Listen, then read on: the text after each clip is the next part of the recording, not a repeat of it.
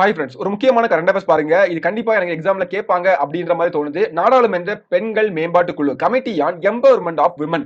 So என்னன்னு பார்த்தீங்கன்னா, இப்ப ரீசென்ட்டா வந்து பார்த்தீங்கன்னா, மக்களவை தலைவர் அதாவது யாருன்னு பார்த்தீங்கன்னா, லோக்சபாவோட ஸ்பீக்கர் ஓம் பிர்லா 2026, 2027ஆம் ஆண்டுக்கான பெண்கள் மேம்பாட்டிற்கான நாடாளுமன்ற குழுவை அதிகாரப்பூர்வமாக மறுசீரமைச்சிருக்காங்க. இதான் வந்து கரண்ட் அஃபேர்ஸ். இதனுடைய தலைவர் யாருன்னு பார்த்தீங்கன்னா, அதாவது சேர்பர்சன் மூத்த மக்களவை எம்பியான டாக்டர் தகுபதி பரந்தேஸ்வரி அவங்க தான் அந்த குழுவினுடைய தலைவரா வந்து நியமிக்கப்பட்டிருக்காங்க. அதே மாதிரி மக்களவை உறுப்பினர்களான ஹேமா மாலினி, ஹர்சிம்ரத் கவுர் பாதல் மற்றும் மாநிலங்களவை உறுப்பினர்கள் இருந்து சுதா மூர்த்தி, பி.டி. உஷா, சுவாதி மாலிவால் அவங்களும் இந்த குழுவுல முக்கிய உறுப்பினர்களா இருக்காங்க. ஓகேங்களா? இந்த குழுவினுடைய பின்னணி மற்றும் அமைப்பு என்னன்னு பார்ப்போம். இது என்ன வகையான குழு அப்படின்னு பார்த்தீங்கன்னா, இந்திய நாடாளுமன்றத்தின் ஒரு மதிப்புமிக்க கூட்டு நாடாளுமன்ற குழு ஜாயிண்ட் பார்லிமெண்டரி கமிட்டி. சோ அங்க பாத்தீங்கன்னாலே தெரியும் உங்களுக்கு மத்திய மக்களவையிலிருந்தும் இருப்பாங்க, மாநிலங்களவையிலும் இருப்பாங்க இல்லையா?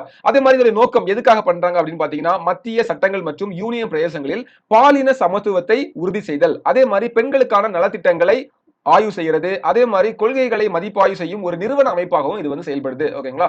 இதோட தோற்றம் பாத்தீங்கன்னா, அந்த குழு முதலா ஏப்ரல் 29, 1997 11வது மக்களவை டைம்ல தான் இது வந்து தோற்றுவிக்கப்பட்டது.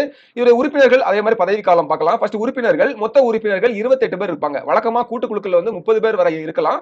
சோ இப்போதையே இப்போ இருக்கக்கூடிய நிலைமைப்படி நமக்கு வந்து 28 உறுப்பினர்கள் இருக்காங்க. அதுல 18 பேர் வந்து லோக்சபால இருந்து 10 பேர் வந்து பாத்தீங்கன்னா ராஜ்யசபால இருந்து இருக்காங்க. இவங்களுடைய பதவி காலம் அப்படின்னு பாத்தீங்கன்னா ஓராண்டுக்கு மிகாமல் இருக்கும். ஓகேங்களா? அதாவது ஒவ்வொரு ஆண்டுதோறும் புதிய உறுப்பினர்களோட இது வந்து மறுசீரமைக்கப்படும். சோ இந்த வாட்டி அந்த மாதிரி மறுசீரமைப்பு பண்ணிருக்காங்க. ஓகேங்களா? சோ இப்போ வந்து இவங்களுடைய முக்கியமான செயல்பாடுகள் இது மட்டும் நம்ம வந்து பார்த்து முடிச்சிடலாம். சோ என்னன்னு பாத்தீங்கன்னா ஃபர்ஸ்ட் வந்து தேசிய மகளிர் ஆணைய அறிக்கைகளை ஆய்வு செய்தல். அதே மாதிரி பாத்தீங்கன்னா பாலின சமத்துவத்தை மதிப்பாய்வு செய்தல்.